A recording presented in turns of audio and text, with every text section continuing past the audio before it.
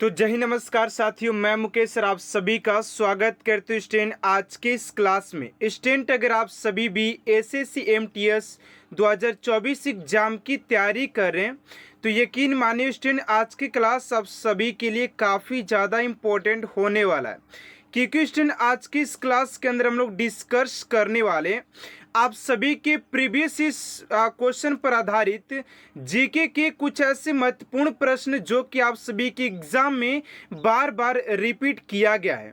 तो आप लोगों से एक ही रिक्वेस्ट है कि इस क्लास को आप लोग एंड तक देखिएगा, क्योंकि सारे प्रश्न आप सभी के लिए काफ़ी ज़्यादा मोस्ट इम्पोर्टेंट और एग्जाम ओरिएंटेड लिया गया है। तो चलिए स्टूडेंट आज की इस क्लास को स्टार्ट करते हैं आप सभी के पहले प्रश्न के साथ कि आप सभी का पहला प्रश्न क्या पूछा जा रहा है। तो जैसा कि स्टूडेंट आप लोग देख पा रहे हैं कि सारे प्रश्न आप सभी के लिए काफ़ी इंपोर्टेंट एंड एग्जाम ओरिएंटेड लिया गया है। तो चलिए पहले प्रश्न की ओर बात करते हैं कि आप सभी का पहला प्रश्न क्या पूछा जा रहा है। फर्स्ट प्रश्न कर रहा है कि मंडाना लोक कला शैली का संबंध किस भारतीय राज्य से है। कह रहा है कि मंडाना लोक कला शैली का संबंध किस भारतीय राज्य से है। ऑप्शन नंबर ए में है राजस्थान, बी में गुजरात, सी में महाराष्ट्र और डी में है बिहार। तो इस क्वेश्चन का राइट आंसर हो जाएगा आप सभी का ऑप्शन नंबर ए, यानी कि राजस्थान आप सभी का राइट आंसर हो जाएगा राजस्थान। चलिए अगले प्रश्न की ओर बात करते हैं आप सभी का। अगला प्रश्न यहाँ पर पूछा जा रहा है सेकेंड नंबर कि भोगाली बिहू किस राज्य का प्रमुख त्योहार है। भोगाली बिहू किस राज्य का प्रमुख त्योहार है। ऑप्शन नंबर ए में असम, बी में ओडिशा, सी में बिहार और डी में असम। तो इस क्वेश्चन का राइट आंसर हो जाएगा आप सभी का ऑप्शन नंबर ए, यानी कि असम आप सभी का राइट आंसर हो जाएगा। देखिए यहाँ पर एक और सा ट्रिक है कि आप सभी के जो भी कोई भी ऐसा त्योहार हो जहाँ पर बिहू लगा हो वो सारे त्योहार आप सभी के असम से ही संबंधित हो जाएगा। तो इस ट्रिक को आप सभी को याद रखना है, ठीक है ना। चलिए अगले प्रश्न की ओर बात करते हैं स्टूडेंट आप सभी का। अगला प्रश्न पूछा जा रहा है थर्ड नंबर प्रश्न कह रहा है कि मौर्य काल में शिक्षा का सर्वाधिक प्रसिद्ध केंद्र था। कह रहा है कि मौर्य काल में शिक्षा का सर्वाधिक प्रसिद्ध केंद्र कौन था। ऑप्शन नंबर ए में वैशाली, बी में नालंदा, सी में तक्षशिला और डी में उज्जैन।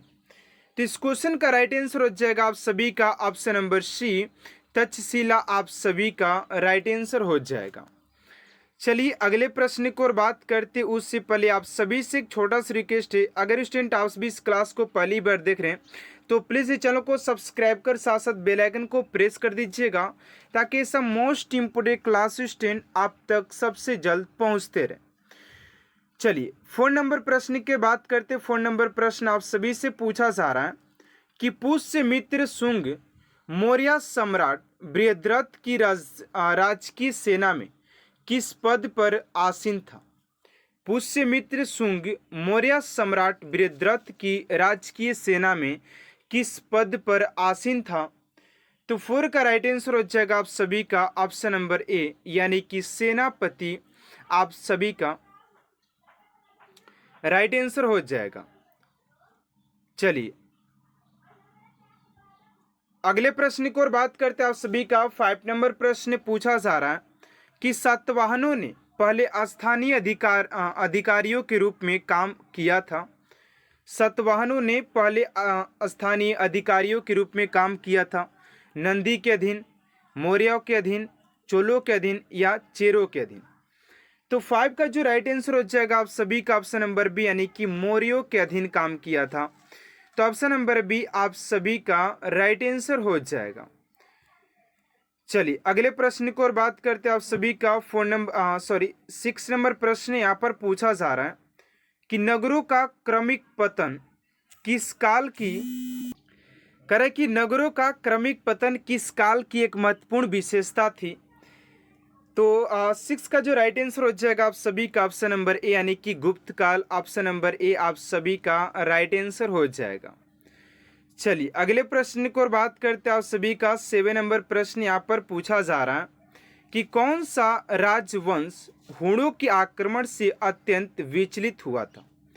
कौन सा राजवंश हूणों के आक्रमण से अत्यंत विचलित हुआ था। तो 7 का जो राइट आंसर हो जाएगा आप सभी का ऑप्शन नंबर सी यानी कि गुप्त हो जाएगा। ऑप्शन नंबर सी आप सभी का राइट आंसर हो जाएगा। चलिए नेक्स्ट प्रश्न की ओर बात करते हैं स्टूडेंट आप सभी का। अगला प्रश्न क्या पूछा जा रहा है ध्यान दीजिएगा। 8 नंबर प्रश्न की हड़प्पा सभ्यता के अंतर्गत हल से जोते गए खेत का साक्ष्य कहाँ से मिला है। हड़प्पा सभ्यता के अंतर्गत हल से जोते हुए खेत का साक्ष्य कहाँ से मिला है। तो 8 का जो राइट आंसर हो जाएगा आप सभी का ऑप्शन नंबर सी यानी कि कालीबंगा से प्राप्त हुआ है। ऑप्शन नंबर सी आप सभी का राइट आंसर हो जाएगा। चलिए अगले प्रश्न की ओर बात करते हैं। 9 नंबर प्रश्न है कि सिंधु सभ्यता में बृहत स्नानागार पाया गया है। सिंधु सभ्यता में बृहत स्नानागार पाया गया है। ऑप्शन नंबर ए में मोहनजोदड़ो में, बी में हड़प्पा में, सी में लोथल में और डी में कालीबंगा में। तो 9 का जो राइट आंसर हो जाएगा आप सभी का ऑप्शन नंबर ए यानी कि मोहनजोदड़ो में पाया गया था। ऑप्शन नंबर ए आप सभी का राइट आंसर हो जाएगा मोहनजोदड़ो। चलिए अगले प्रश्न की ओर बात करते हैं स्टूडेंट आप सभी का। 10 नंबर प्रश्न पूछा जा रहा है कि गौतम बुद्ध द्वारा भिक्षुणी संघ की स्थापना कहाँ की गई थी। तो 10 का जो राइट आंसर हो जाएगा आप सभी का ऑप्शन नंबर सी यानी कि वैशाली में किया गया था। ऑप्शन नंबर सी आप सभी का राइट आंसर हो जाएगा क्वेश्चन नंबर 10 का। चलिए अगले प्रश्न की ओर बात करते हैं आप सभी का। 11 नंबर प्रश्न पूछा जा रहा है कि किसे एशिया की रोशनी द लाइट ऑफ एशिया कहा जाता है। किसे एशिया की रोशनी कहा जाता है। द लाइट ऑफ एशिया के नाम से किसे जाना जाता है। तो गौतम बुद्ध आप सभी के राइट आंसर हो जाएंगे। Option number B is right answer हो जाएगा। चलिए अगले प्रश्न की ओर बात करते हैं आप सभी का। 12 नंबर प्रश्न यहाँ पर पूछा जा रहा है कि वह शासक कौन था जिसने राज सिंहासन पर बैठने के लिए अपने बड़े भाई सुसीम की हत्या की थी। तो 12 का राइट आंसर हो जाएगा आप सभी का अशोक। अशोक एक ऐसा राजा था जिसने राज सिंहासन पर बैठने के लिए अपने बड़े भाई सुसीम की हत्या किया था। सुसीम की हत्या कर दिया था। तो ऑप्शन नंबर ए आप सभी का राइट आंसर हो जाएगा। चलिए अगले प्रश्न की ओर बात करते हैं आप सभी का। 13 नंबर प्रश्न है कि सांची किस कला व मूर्ति कला का निरूपण करता है। सांची किस कला व मूर्ति कला का निरूपण करता है। तो 13 का राइट आंसर हो जाएगा आप सभी का ऑप्शन नंबर बी यानी कि बौद्ध का निरूपण करता है। ऑप्शन नंबर बी आप सभी का राइट आंसर हो जाएगा। चलिए अगले प्रश्न की ओर बात करते हैं आप सभी का। 14 नंबर प्रश्न है कि निम्नलिखित में से किसकी चालकोलिथिक एज यानी कि चालकोलिथिस एज कहा जाता है। तो राइट आंसर हो जाएगा आप सभी का ऑप्शन नंबर सी यानी कि ताम्रपाषाण युग को चालकोलिथिक एज कहा जाता है। ऑप्शन नंबर सी हो जाएगा। चलिए अगले प्रश्न की ओर बात करते हैं आप सभी का। 15 नंबर प्रश्न है कि किस विदेशी यात्री ने भारत का दौरा सबसे पहले किया था। किस विदेशी यात्री ने भारत का दौरा सबसे पहले किया था। तो इस क्वेश्चन का राइट आंसर हो जाएगा आप सभी का 15 का option number B Megasthenes. Option number B आप सभी का राइट आंसर हो जाएगा। चलिए अगले प्रश्न की ओर बात करते हैं। 16 नंबर की हितोपदेश के लेखक कौन है। तो हितोपदेश के लेखक की बात करते हैं तो नारायण पंडित। ऑप्शन नंबर सी आप सभी के राइट आंसर हो जाएगा। चलिए नेक्स्ट प्रश्न की ओर बात करते हैं। 17 नंबर प्रश्न है कि पूरा पाषाण काल में। तो चलिए अगले प्रश्न की ओर बात करते हैं स्टूडेंट आप सभी का। 17 नंबर प्रश्न पूछा जा रहा है कि पूरा पाषाण काल में आदि मानव के मनोरंजन के साधन क्या थे। पूरा पाषाण काल में आदि मानव के मनोरंजन के साधन क्या थे। तो 17 का राइट आंसर हो जाएगा आप सभी का ऑप्शन नंबर ए यानी कि शिकार हो जाएगा। ऑप्शन नंबर ए आप सभी का राइट आंसर हो जाएगा क्वेश्चन नंबर 17 का। चलिए अगले प्रश्न को और बात करते हैं। आप सभी का 18 नंबर प्रश्न है कि निम्नलिखित में से वह सागर कौन सा है जो भूबद्ध है, जो बद्ध है। 18 का राइट आंसर हो जाएगा आप सभी का ऑप्शन नंबर डी यानी कि अरल सागर। ऑप्शन नंबर डी आप सभी का राइट आंसर हो जाएगा। चलिए अगले प्रश्न की ओर बात करते हैं। आप सभी का 19 नंबर प्रश्न पूछा जा रहा है कि पनामा नगर का निर्माण किस वर्ष हुआ था। पनामा नहर का निर्माण किस वर्ष हुआ था। तो 19 का राइट आंसर हो जाएगा आप सभी का ऑप्शन नंबर डी यानी कि 1914 ईस्वी में हुआ था। ऑप्शन नंबर डी आप सभी का राइट आंसर हो जाएगा। चलिए अगले प्रश्न को और बात करते हैं। आप सभी का 20 नंबर प्रश्न यहाँ पर पूछा जा रहा है करे कि निम्न में से किस महाद्वीप का क्षेत्रफल सबसे कम है। निम्न में से किस महाद्वीप का क्षेत्रफल सबसे कम है। तो 20 का राइट आंसर हो जाएगा आप सभी का ऑप्शन नंबर डी यानी कि Australia. Australia option number D आप सभी का राइट आंसर हो जाएगा। चलिए अगले प्रश्न को और बात करते हैं। आप सभी का 21 नंबर प्रश्न है कि द्वीपों की सर्वाधिक संख्या किस महासागर में देखने को मिलता है।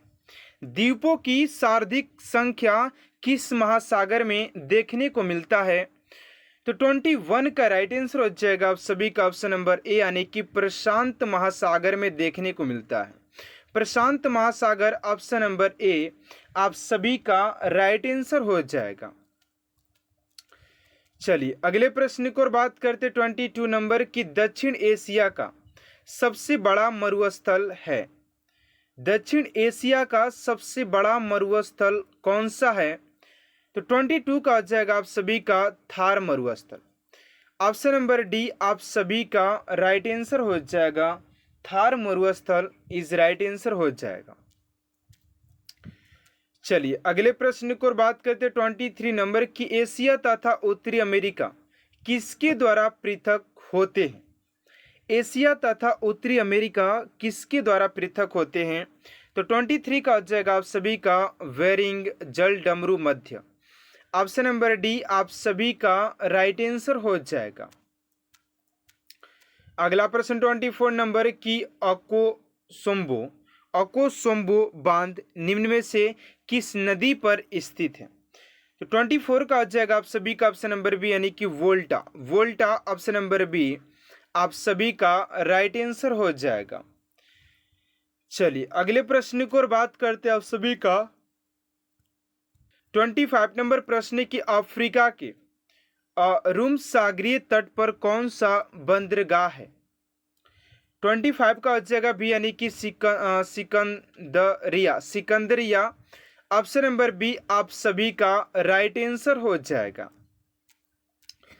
चलिए अगले प्रश्न की ओर बात करते हैं 26 नंबर की विश्व जनसंख्या दिवस कब मनाया जाता है। विश्व जनसंख्या दिवस कब मनाया जाता है। तो 26 का हो जाएगा आप सभी का ऑप्शन नंबर ए यानी कि 11 जुलाई को मनाया जाता है। ऑप्शन नंबर ए आप सभी का राइट आंसर हो जाएगा 11 जुलाई। चलिए अगले प्रश्न को बात करते 27 नंबर की अफ्रीका महाद्वीप में सर्वाधिक जनसंख्या वाला देश कौन सा है। 27 का हो जाएगा बी यानी कि नाइजीरिया ऑप्शन नंबर बी आप सभी का राइट आंसर हो जाएगा।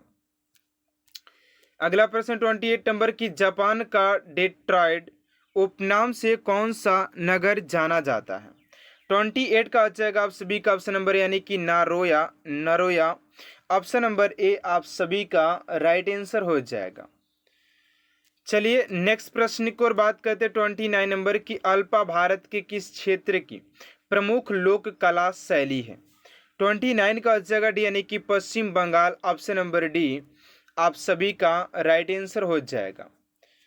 चलिए अगले प्रश्न की ओर बात करते हैं। आप सभी का 30 नंबर प्रश्न पूछा जा रहा है